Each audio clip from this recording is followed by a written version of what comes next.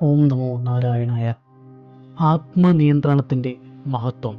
പ്രിയ ഭക്തജനങ്ങളെ, ഇന്ന് നമുക്ക് ചിന്തിക്കാനുള്ള വിഷയം ആത്മനിയന്ത്രണം എന്ന മഹത്തായ ഗുണമാണ്. മനുഷ്യജന്മം ശ്രേഷ്ഠമാണെന്ന് നമ്മുടെ ഋഷിമാരും ശാസ്ത്രങ്ങളും പഠിപ്പിക്കുന്നു. കാരണം ശരിയും തെറ്റും തിരിച്ചറിയാനുള്ള വിവേകം മനുഷ്യനുണ്ട്. എന്നാൽ പലപ്പോഴും കോപം, അസൂയ, ലോഭം, അഹങ്കാരം, അമിതമായ ആഗ്രഹങ്ങൾ എന്നിവ നമ്മുടെ മനസ്സിനെ നിയന്ത്രിക്കുന്നു. നമ്മുടെ യഥാർത്ഥ ശത്രുക്കൾ പുറത്തല്ല, നമ്മുടെ ഉള്ളിലാണ്.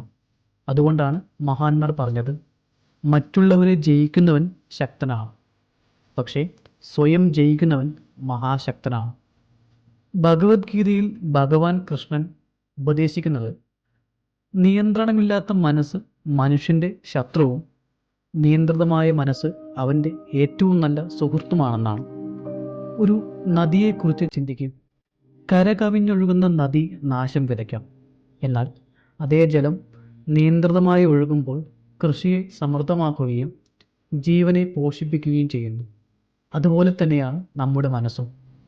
ആത്മനിയന്ത്രണം എന്നത് വികാരങ്ങളെ അടിച്ചമർത്തലല്ല, അവയെ ശരിയായ രീതിയിൽ കൈകാര്യം ചെയ്യലാണ്. കോപം വരുമ്പോൾ സംസാരിക്കുന്നതിന് മുമ്പ് ഒരു നിമിഷം ചിന്തിക്കുക.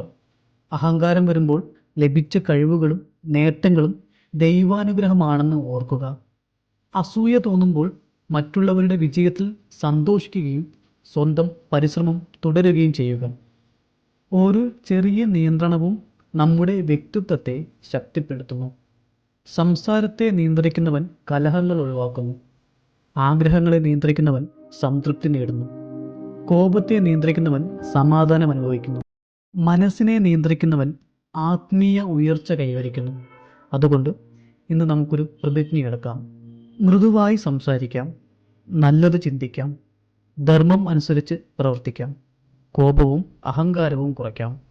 എല്ലാ പ്രവർത്തനങ്ങളിലും ദൈവസ്മരണം നിലനിർത്താം. പ്രിയരെ, ആത്മീയ യാത്ര വലിയ ചുവടുകളിലൂടെയല്ല ആരംഭിക്കുന്നത്. ഓരോ ദിവസവും ചെയ്യുന്ന ചെറിയ നല്ല തീരുമാനങ്ങളിലൂടെയാണ് അത് ആരംഭിക്കുന്നത്. സ്വയം നിയന്ത്രിക്കുന്ന മനസ്സാണ് ദൈവ സാന്നിധ്യത്തിലേക്കുള്ള ഏറ്റവും വലിയ പാലം. എല്ലാവർക്കും ഭഗവാന്റെ അനുഗ്രഹം ലഭിക്കട്ടെ. മനഃശാന്തിയും വിവേകവും ആത്മബലവും വർദ്ധിക്കട്ടെ. ഓം തത്സത്. ഓം ശാന്തി ശാന്തി ശാന്തി.